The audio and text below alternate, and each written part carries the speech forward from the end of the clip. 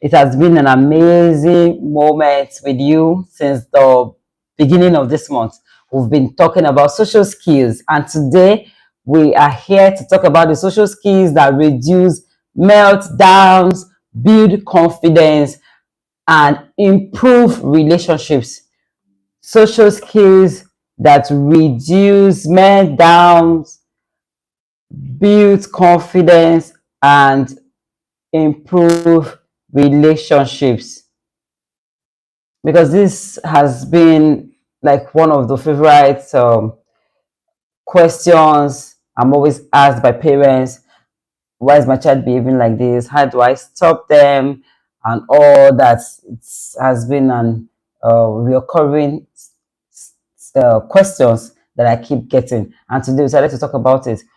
Social skills that reduce meltdowns, improve, build confidence, and improve relationships. We've been talking about social skills in this month of July. Please invite your friends, go call your loved ones, your siblings, your neighbors, your parents, and your village people. Yes, your village people. You heard that. That's one of my favorite parts. Please go and invite everyone. Tell them we're live. Send them the link to join.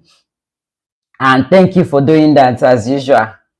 Okay, we are talking about social skills and the social skills to improve relationships, to build confidence, and reduce meltdowns. We've been having this amazing ride on social skills. So today is just going to be a quick one. This topic is so elaborate. Social skills, we are going to be talking about social skills throughout this month. So this topic is for today. Tomorrow we're still going to have a part two. So just stay tuned, sit tight, fasten your seat belt, because you're going to enjoy it. Most parents think that their child's biggest problem is behavior.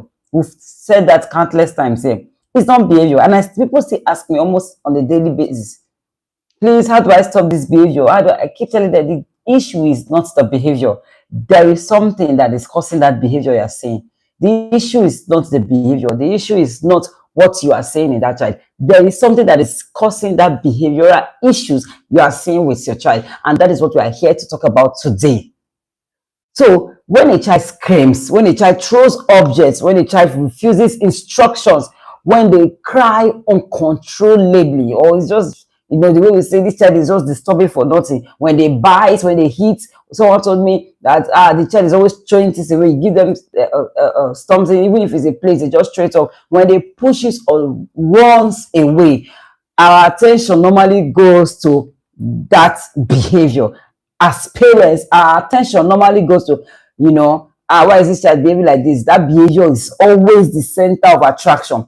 But what I want us to do is we should ask, not just how do I stop this, but that is the wrong question. How do I stop it? But the right question is, or the better question, let me put it that way, is what skill is my child missing that makes this behavior happen? What skill is my child missing that is making this behavior happen? Because every behavior is communication.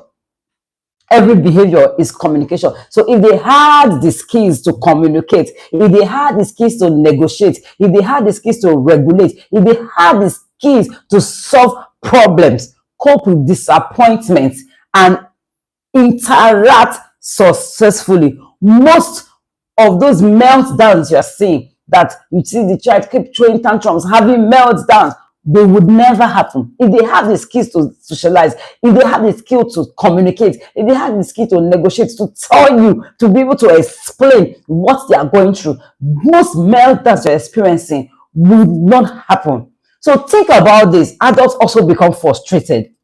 Most people get frustrated. Adults become disappointed, not just children. Adults also become overwhelmed. I have heard a lot of parents on this journey say, I am overwhelmed. If there's one word I hear a lot, I am overwhelmed, I'm just tired. When will this end? The adults also feel overwhelmed. Yet, most adults don't throw themselves on the floor, do they?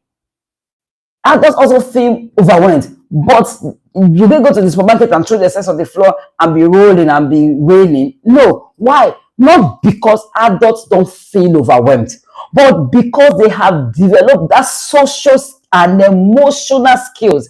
Because they have developed that social and emotional skills to help them manage difficult situations. They have developed that social and emotional skills to help them manage those difficult situations. That is why you won't see adults throwing themselves on the floor in the supermarket. That's why you won't see adults crying and having meltdown. The difference between a calm person, between a calm response to meltdown is often skill, not intention. Again, the difference between a calm response and a meltdown. When you see a child, something happens, some persons are having that calm response, and or another person is having a meltdown, is usually not the skill. It is usually the skill, not the intention. The intention is not for the meltdown, as it were, but the skill that the child is lacking, that is not able to put to use, is what is causing that meltdown. The skill the child is lacking, that is not able to display, that is not able to put to practice, is what is causing that meltdown. That is why our goal as parents is not to raise obedient children. That's I just want my child to be obedient, just want to raise obedient. Our goal is not just to raise obedient children. Our goal is to raise socially competent children. Socially competent children, not just obedient children, because our goal is to raise wholesome children, children who are independent, children who are sociable. Because when social competence grows, you see meltdown will naturally reduce. When social competence grows, meltdown will naturally reduce. This is a fact. Meltdown will naturally reduce. That's why I made an illustration yesterday. Imagine somebody that stutters, he's trying to say something, he's trying so hard to communicate, and he's not able to do it. You see anger will start wearing up, or probably a child is accused, or even an adult being accused of something. That's when you know that it's not even just a child thing. An adult that is not able to communicate will also throw tantrums. An adult that is not able to communicate will also have those meltdowns. As the inability to express themselves, the inability to put to words that which their intention is, that which they have in mind. That's what brings those meltdown. So when social competence grows, you see meltdown will reduce, confidence will increase, and relationship becomes healthier, because it will be easy for people to really deal with them. Social skills becomes important, because it will make those meltdown to reduce, it will make confidence to increase, and it will make relationship healthier. It will even make school become easier for the child and for the teacher also. School becomes easier, learning will improve. You see, learning improves, independence develops when social skills increases. When that social competence increases, you will see that independence will develop. That is why today we are not just talking about why is the behavior like this. We are learning the social skills every child needs. Social skills every child needs. And here we are going to be talking about social skills, understanding social skills. We've talked about it in other webinars we've had, daily lives. So, but today we'll just say many people really think social skills simply mean greeting people. We've talked about social skills, the ability to be able to communicate, to interact with people, to have healthy relationships. Some people just feel, okay, as I'm relating with people, all you just need to do is to be able to greet politely. That's what many people think. That's just the ability to greet people politely. That is part of it, but that is not all that there is to it. That is part of it, But that is not all that there is to it. Social skills are the invisible abilities that allow a child to live peacefully with other people. That's today's definition. We'll keep giving you different definitions of social skills as we ride, because it's not, you are not going to get it in one day. Social skills are the invisible abilities that allows a child to live peacefully with other people. They determine whether a child can understand other people's feelings. They determine whether a child can understand other people's feelings, whether they can share attention, whether they can wait, whether they can listen, whether they can accept correction, whether they can handle disappointment, because so many persons don't know how to handle disappointment, whether they can join conversations, whether they can play cooperatively, solve disagreements, and control their emotions.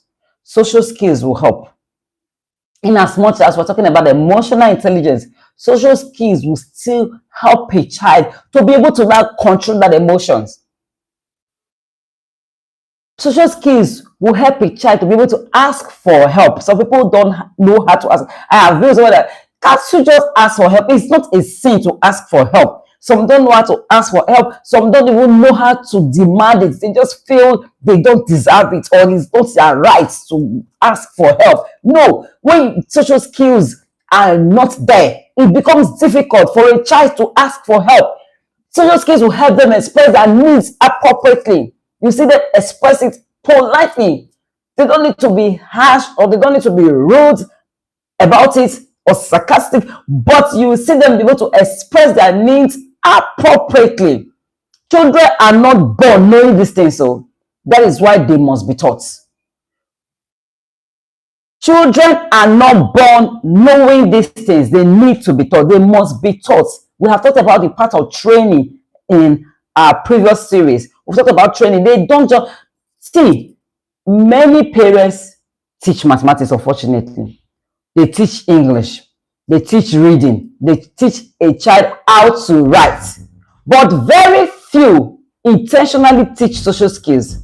Very few intentionally teach social skills. So we become surprised when our children struggle socially. They teach English, but the same parents become surprised when their children struggle socially. No child is born confident. No child is born having social skills. It is taught. You learn it. You grow in it. It is something that you grow in. Even as an adult, you did come to this world, be confident. I did come, be confident doing this thing I am doing. I grew in it. It didn't happen in one day. You grow in it. You are taught how to do it. There is a way to do things. There is a way not to do it. You are taught. It's not a one-day thing. No. So if you teach a child to write, if you teach a child to spell, why do you think social skills should just happen naturally? It doesn't. Especially for a child with developmental issues, it doesn't just come to them naturally. It doesn't just come to them with ease. They need to be taught. So what we fail to teach becomes what we later struggle to correct. Please take note of that, dear parents. What we fail to teach becomes what we later struggle to correct. What we fail to teach becomes what we later struggle to correct. If you fail to teach it today, you will struggle to correct it later. That is why you better do the time now. It is important for us to work the work now that it's early. And even if time has passed, there will still, see, the brain can be rewired. I hope you have heard that several times. Neuroplasticity can happen. So teach social skills. A child can still learn it. An adult can still learn it. So don't just assume that the child should know it. Don't just assume that it's something that should happen to them naturally. They need to be taught. They need to be taught these things, not what they will just naturally know. No, it doesn't just fall on them. So that is why today's session we decided to talk about this in this manner. We are going to be talking about some social skills aspects that should be taught for those children to get it. Number one is joint attention. Skill number one, joint attention. What's joint attention? Joint attention simply means sharing attention with another person. It simply means sharing attention with another person. Imagine you point to an airplane. A child with good joint attention looks at the airplane, then looks back at you. A child with good joint attention looks at the airplane, then looks back at you. Both of you are sharing one experience. That is joint attention. Many children with developmental differences struggle here. They struggle because when this skill is weak, you see, learning becomes difficult. Because learning begins with shared attention. When this skill is weak in a child, learning becomes difficult because learning begins with shared attention. Learning begins with shared attention. Parents can build this by following the child's interest instead of forcing yours. You see, when teaching a child with special needs, you don't force things. They don't get it that way. That doesn't work for them. You don't force things. You follow the child's interest. Then you can point at objects together. That's another way to build this. Pointing at that object together. Then looking at books together. Look at things together. Joint attention. Naming what both of you are seeing. Okay, what is this? You name both of you are seeing it. You name what both of you are seeing. Then celebrating eye contact without demanding it. Celebrating eye contact without demanding it. Joint attention teaches children that people are valuable sources of information. Joint attention teaches people that people are valuable sources of information. That's what joint attention does. It teaches these children that people are valuable sources of information. So you need to pay attention to teaching, to modeling. That is why joint attention is a very good way to teach social skills. Looking at an object together, naming them together, looking at a book together, you teach them. Because what you do consistently, you grow in it. Without this foundation, dear parents, relationship becomes difficult. Without this, relationship becomes difficult. We are going to be sharing another point before we round up today. Skill number 2, understanding feelings. Skill number 2, understanding feelings. Children often recognize happiness. Some recognize anger, but very few understand frustration. Some children recognizes happiness, some recognize anger, but very few recognize or understand frustration. Very few understand embarrassment.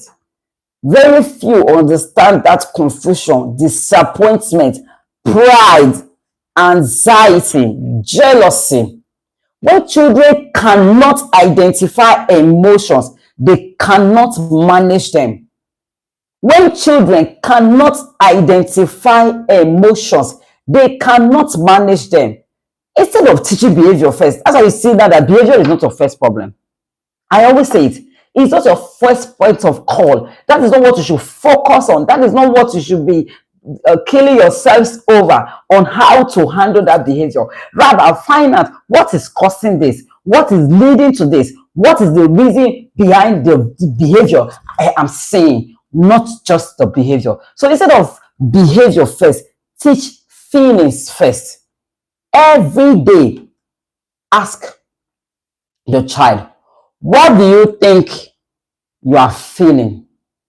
At least let them be able to, to make them to be able to think, put themselves out of that box. What do you think you are feeling? What happened before you felt that? Ask them every day. What happened before you felt that? What happened before you felt that? Again, what helped you feel better? What helps you feel better? Teach emotions before teaching self-control. Teach emotions before teaching self-control. Children cannot regulate emotions they cannot identify. Children cannot regulate emotions they cannot identify. So we need to get this. We need to understand it. We need to understand this, that before you start bothering yourself over the behavior, before you start bothering yourself over the meltdowns, ask yourself, have I taught the emotions?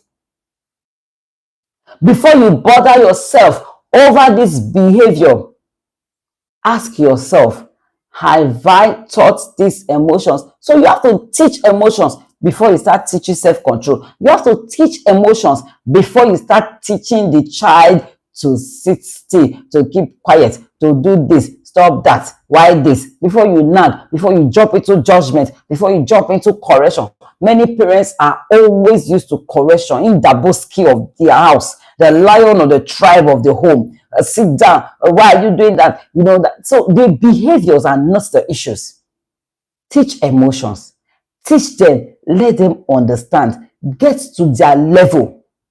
Get to the child's level. It is very crucial. Get to their level. Learn to teach them in a way they will know.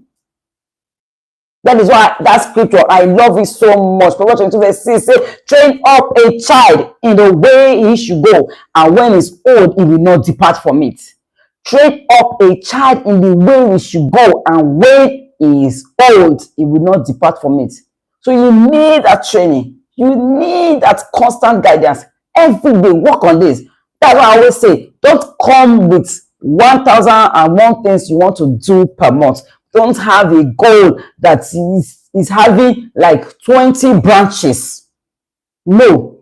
You want to work on speech. You want to work on behavior. You want to work on potty training. You want to work on healing the child's gut. You want to work on independent skills. You want to teach the child how to cook, how to build executive functioning skills. You want to just teach this child how to read and write. At the same time, the time you have to work with that child, you want to also teach how to greet. You want to teach everything at the same time.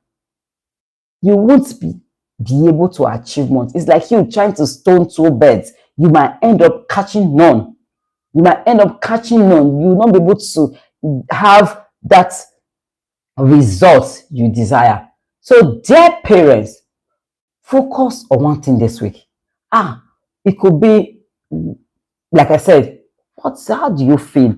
What happened that made you feel this? What happened before you felt this way? The child will be able to know how to regulate emotions. What happened that triggered this? What do you think happened that make you feel this way you felt? That made you start throwing that tantrums? What led to it? What do you think you are feeling? Let them be able to think. Let them be able to put their thoughts into words. Let them be able to think, to put their words into practice. This does not happen overnight. You teach consistently. You teach constantly. You teach regularly. Don't do it today and jump tomorrow into another thing. Don't do it today and you are nowhere to be found tomorrow. No. They learn by consistency.